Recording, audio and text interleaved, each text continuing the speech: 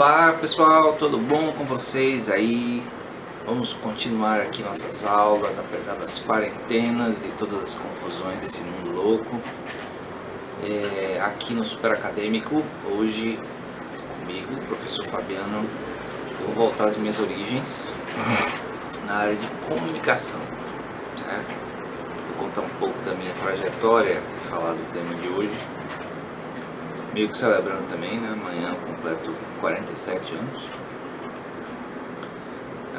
Não parece muito para alguns, mas parece muito para outros. Mas, bom, eu vou usar um pouco como referência esses dois livros aqui, da área de comunicação empresarial. Comunicação empresarial, relações públicas. São dois livros que eu usei em aula durante muito tempo. Bom, minha formação é bem eclética, né? Eu me formei em comunicação, né? Comunicação social e publicidade em 1996 e logo depois eu entrei no curso de filosofia. Durante o curso de filosofia eu fiz uma seleção para o mestrado de sociologia em 1998, e aí eu fiz mestrado de sociologia entre 99 e 2001.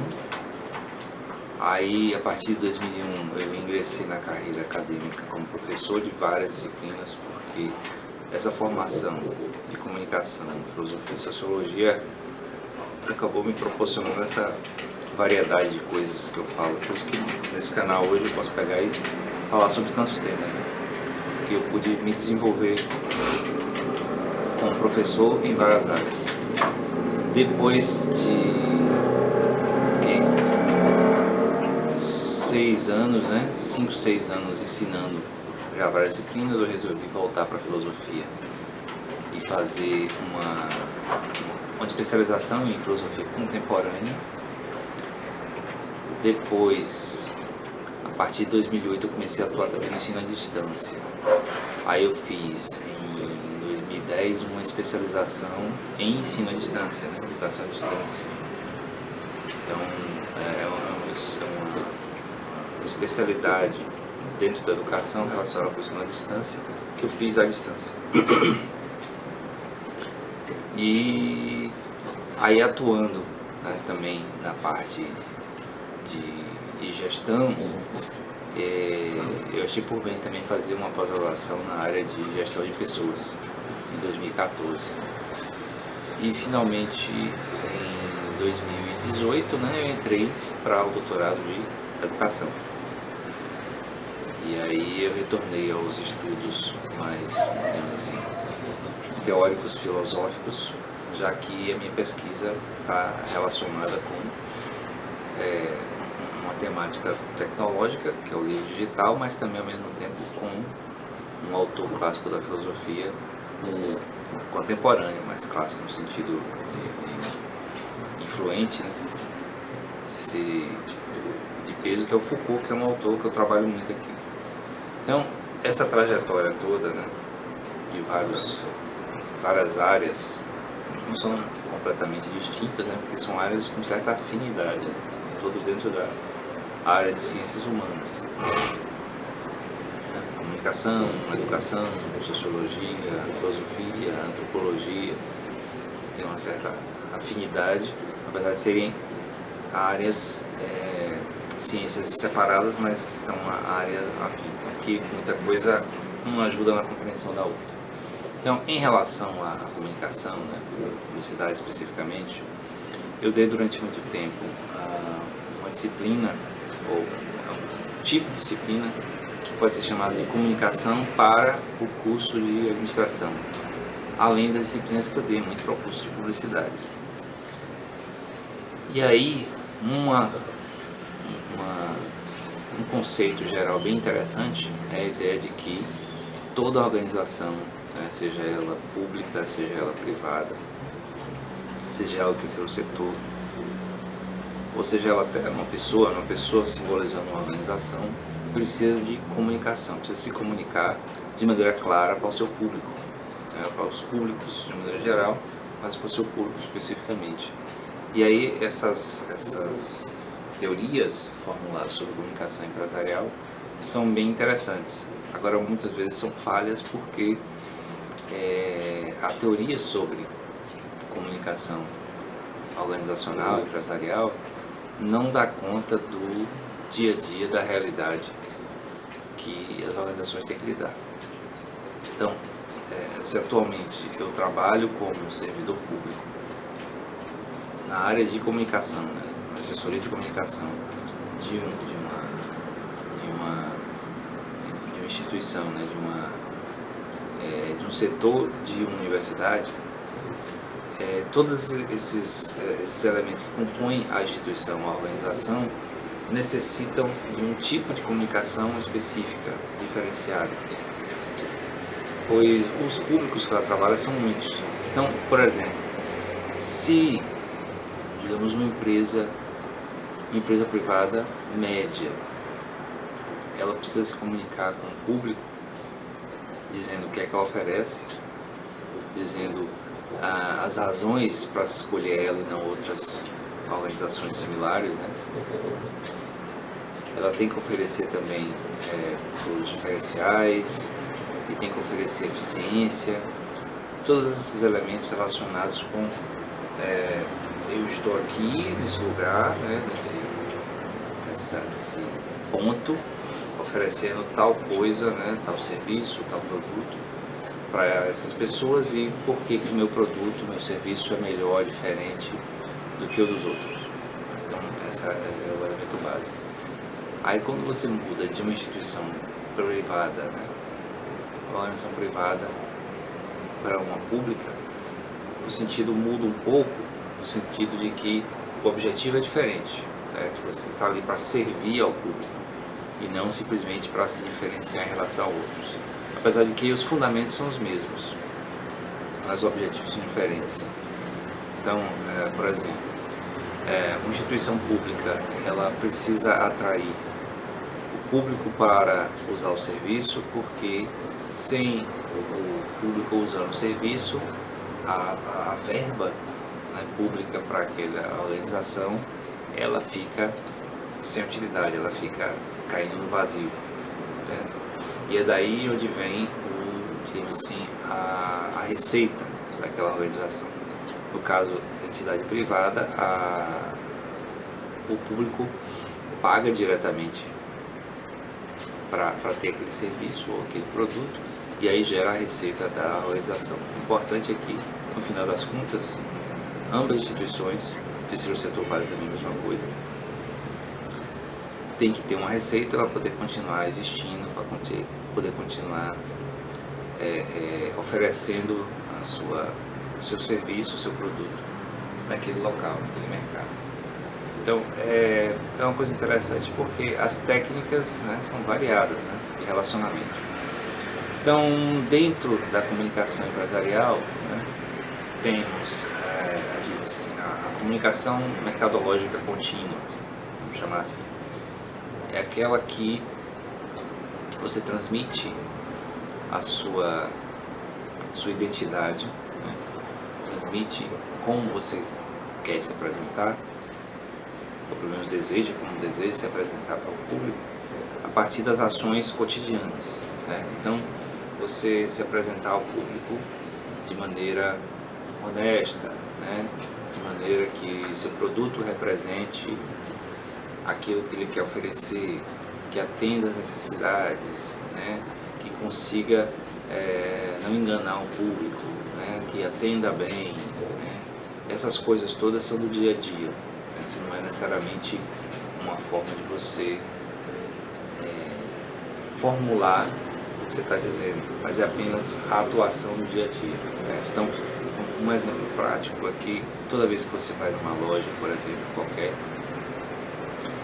o modo como você é tratado, o modo como você é atendido, diferencia na sua experiência de compra, certo? Então, por exemplo, hoje em dia muitos estabelecimentos estão cortando pessoal devido à crise, coronavírus, tal, mudança no sistema econômico, e mudando o atendimento de pessoas para autoatendimento, né? Atendimento através de máquinas. O mais pioneiro nisso é banco, né? Antigamente você tinha que ir no banco, tinha que falar com alguém. Hoje em dia, raramente você vai no banco, é tudo através de computadores, né? Celular, tal. Mas, assim, a experiência que a pessoa tem sendo atendida, seja pela máquina, seja pela pessoa, tem que ser satisfatória para a pessoa, né? Para o cliente, para o público. E aí nem sempre é, por causa de uma série de elementos. E aí essa percepção é que fica. Então, se seja uma equipe de atendimento, seja um sistema, né, um sistema eletrônico de atendimento, ambos têm que dar conta de maneira satisfatória para o que ele oferece, para o que ele está dizendo que vai oferecer para o cliente, para o público de interesse daquela organização. E aí, quando não atende, a pessoa fica insatisfeita e isso passa adiante como sendo uma imagem ruim. Então esse é o tipo de comunicação contínua. Comunicação que você tem que estar preparado o tempo todo. Não há um planejamento que dê conta disso. É a coisa do dia a dia, contínuo dos indivíduos. Que tem que ser treinados, ou sistemas têm que ser o tempo todo mantidos para que funcionem bem, né? É só você ver a satisfação que é quando você acessa o serviço bancário por celular ou por computador e o sistema está fora do ar, né? Então você fica satisfeito e tal. A outra, né, uma das outras formas de comunicação organizacional, né, que é a comunicação organizacional mais formal, né? Então aquela mercadológica contínua, essa outra é uma mercadológica mais formal. Por que formal? Porque ela é formulada a partir de certos mecanismos, né? Aí tem como instrumentos essa forma de comunicação mercadológica mais formal a publicidade, a relações públicas, a promoção, a assessoria de imprensa, certo? Talvez tenha alguma outra que eu não esteja lembrando, mas assim, geralmente são as técnicas, né? Um conjunto de técnicas que os profissionais usam para poder atingir o público de maneira mais planejada, digamos assim, certo? Então, na assessoria de imprensa, por exemplo, né? Você tem o esforço do profissional de comunicação para que cheguem à mídia jornalística, né? Cheguem aos meios jornalísticos notícias o mais positivas possíveis sobre a organização. E quando há notícias negativas, né, essas notícias têm que ser minimizadas. Minimizar o impacto em relação ao dano causado. Então, por exemplo, alguns públicos têm muito disso, né? A assessoria de imprensa está muito voltada para quando tem uma notícia negativa sobre o órgão, a assessoria de imprensa ela tem que estar preparada para emitir esclarecimentos, né? Para dar versões para o fato noticiado que esclareça o que está acontecendo de fato da maneira mais honesta, né, possível, de preferência, e que diminua o impacto negativo sobre a organização. Empresas privadas elas investem muito nisso porque elas, principalmente grandes empresas, né, porque elas têm uma fragilidade muito grande em relação ao impacto possível causado. Então elas gastam muito em assessoria de imprensa para ter notícias positivas sobre seus negócios. Bom, por exemplo, né, você tem um desastre ecológico causado por alguma empresa aí qualquer, alguma empresa de petróleo, de mineração. Aí você pode ter certeza que depois do impacto, né, depois do desastre, muito da notícia vinculada sobre aquela empresa, assim, falando sobre o que ela está fazendo, para reverter aquele desastre, né, ou ajudar as vítimas, ou o que seja, pode ter certeza que é planejado de maneira a cumprir esse papel da assessoria de imprensa, para a formulação, para a construção da imagem da empresa junto ao público. E aí vale para qualquer organização. Então, a assessoria de imprensa tem esse papel na constituição da imagem, manter a imagem positiva ou reverter imagens negativas. Aí vem as relações públicas, né? Que tem muito nesse livro aqui, Relações Públicas e Modernidade, novos paradigmas da comunicação organizacional. Aí, nesse caso, as relações públicas envolvem uma série de outras técnicas, que eu não vou desenvolver agora, mas tem a ver com um bom relacionamento com os parceiros, né, um bom relacionamento com a mídia, um bom relacionamento com os funcionários, né, com os colaboradores da organização. E aí esse bom relacionamento indica um cuidado com as pessoas, um cuidado com como acontecem as coisas. Então, dentro das teorias de comunicação organizacional, é interessante que as relações públicas colocam marketing, assessoria de imprensa, né, relacionamento pessoal e tal, como técnica de relacionamento de relações públicas, enquanto que a comunicação organizacional como um todo coloca relações públicas como uma técnica da comunicação organizacional. Mas é só para vocês notarem quanto há de desencontro em relação às teorias, que é muito uma coisa do dia a dia mesmo do profissional que trabalha nessa área. E aí as relações públicas, o profissional de relações públicas tem que ter um cuidado assim, constante com as ações que são feitas pela organização. Então, por exemplo, você tem um evento, a organização vai fazer um evento de lançamento de um novo produto, de um novo serviço, ou apresentar ao público uma nova diretoria, né? No caso de um órgão público, por exemplo, uma cerimônia de posse de um novo ministro, de um novo secretário,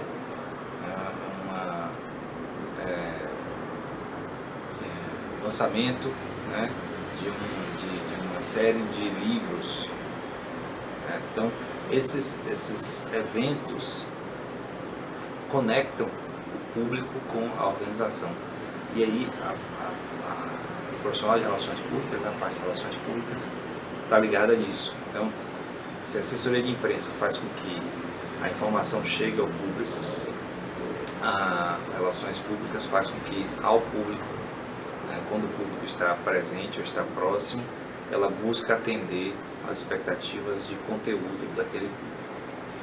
Tem também a publicidade ela é mais visível, né, mais notória, porque é aquela forma direta de apresentar ao público o que você está oferecendo. Então, a gente que assiste, né, televisão, ouve rádio, lê jornal, revista, assiste coisas na internet, né, navega em sites, o tempo todo a gente está bombardeado com mensagens, né, que são publicitárias, são de propaganda, que oferecem produtos, serviços, nomes de organização, né, entrando agora em período eleitoral, nome de candidatos, número de candidatos. Tudo isso são ofertas de cunho publicitário para que você possa escolher o que é que você deseja consumir, ou formular um desejo, né, ou estimular um desejo, ou atender a uma necessidade prévia, né? Então, isso aí vale também para qualquer organização. Então, por exemplo, um órgão do terceiro setor, instituição do terceiro setor, que oferece, por exemplo, serviços médicos filantrópicos, ela tem que dizer para o público que ela existe, onde é que ela está, o que é que ela faz. Isso aí é feito também através de publicidade. Pode não ser publicidade paga ou ser filantrópica, mas ela pode, por exemplo, fazer parcerias, né, através de ajuda, né, que a gente chama de doações. Então, por exemplo, um hospital filantrópico anuncia numa TV ou numa rádio gratuitamente, porque a rádio ou a TV oferece aquele espaço como forma de ação filantrópica também. Então, aí já cruza as ações, porque a instituição do terceiro setor precisa anunciar, né, precisa veicular a existência dela, o que é que ela faz, e a mídia, né, de veiculação, né, o veículo de comunicação, que está ligado à ideia de que é preocupada também com a sociedade. Daí você tem essa parceria aí. Então você cria uma imagem positiva para uma, né, que está dizendo, nós oferecemos esse espaço aqui para que essa instituição possa pegar e se apresentar, e a outra se apresenta ao público como fazendo alguma coisa importante e tal. E aí os órgãos públicos fazem isso, né? Você vê que os governos, as prefeituras, os estados, né,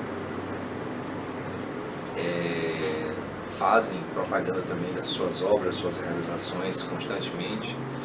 Os políticos fazem propaganda de si mesmos, né? As celebridades também propagam a si mesmos. Hoje em dia, com a internet, o tempo todo as pessoas, né, estão se expondo nessas mídias sociais justamente para poder propagar a si mesmos como marcas, certo? Então,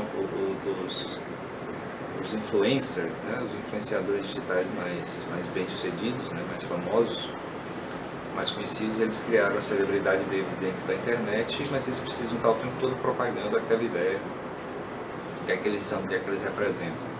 Aí, a partir do momento que eles são reconhecidos como influenciadores, eles servem também de veículo para a publicidade através de patrocinadores, de produtos. Então aí o ciclo vai se mantendo, mas assim, o objetivo de todas essas técnicas são assim, a sua atenção, né? A sua mente, né? a sua tomada de posição, as suas escolhas no seu dia a dia.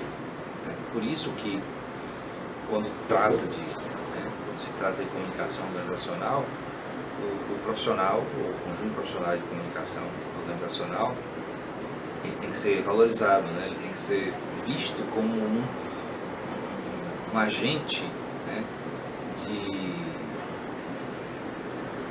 um agente de ação da organização em relação ao público, essencial, e não apenas como alguém que faz com que o público conheça ou note aquele produto, aquele serviço, né, seja público ou privado ou do terceiro setor.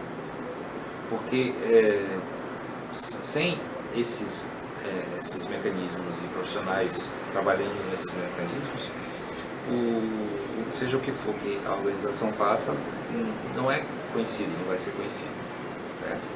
E aí, assim, como eu falei, retomando bem minha trajetória nesses, vou dizer 47 anos, né, mas nesses, talvez 25 anos, né, por aí, por ver. Me formei com 21, 47 menos 21 dá 26, isso, Então 26 anos de carreira profissional e acadêmica também. É que eu posso dizer que todas as vezes que eu falei, formulei e ensinei, né, lecionei sobre comunicação organizacional, eu sempre enfatizava esses pontos. Tem muitos vídeos aqui no canal nessa área, vídeos mais antigos meus na área de comunicação, eu recomendo que você assista. Tem uma qualidade diferente, né, porque são câmeras diferentes, momentos diferentes, tem vídeos que tem 10, 15 anos já. Mas eu sempre enfatizei essa coisa do relacionamento com o público, do respeito ao público, né, da atenção que a empresa tem que ter com o que ela diz, com o que ela transmite. Não ficar focada apenas nos custos que ela tem, nos gastos que ela tem, porque é problemático isso, né? Nessa área de comunicação organizacional, é sempre uma luta entre o setor de orçamento financeiro e o setor de construção de imagem e manutenção de imagem. Geralmente qualquer tipo de crise, qualquer tipo de queda que haja, esse setor de cá, orçamento e finanças, pega e corta esse de cá de comunicação, achando que é supérfluo, achando que é desnecessário, né, que é secundário. E, na minha opinião, não é. Todos os profissionais de comunicação, você pode comentar, é diferente, mas não é. São coisas essenciais, porque estão no dia a dia da sobrevivência da organização ou da aceitação da organização na sociedade, no caso de órgãos públicos, né? O órgão público, teoricamente, não vai deixar de existir por causa disso, mas ele, ao ser menos procurado, ao ter menos credibilidade, ele acaba sofrendo, porque ele vai perder verba, né? A verba do Estado que o órgão recebe vai acabar sendo menor, porque vai perder credibilidade, vai perder público, então perde receita de qualquer jeito. Então é uma área, né, muito sensível, essencial. E aí, como eu falei, nesses 26 anos, toda vez que eu atuei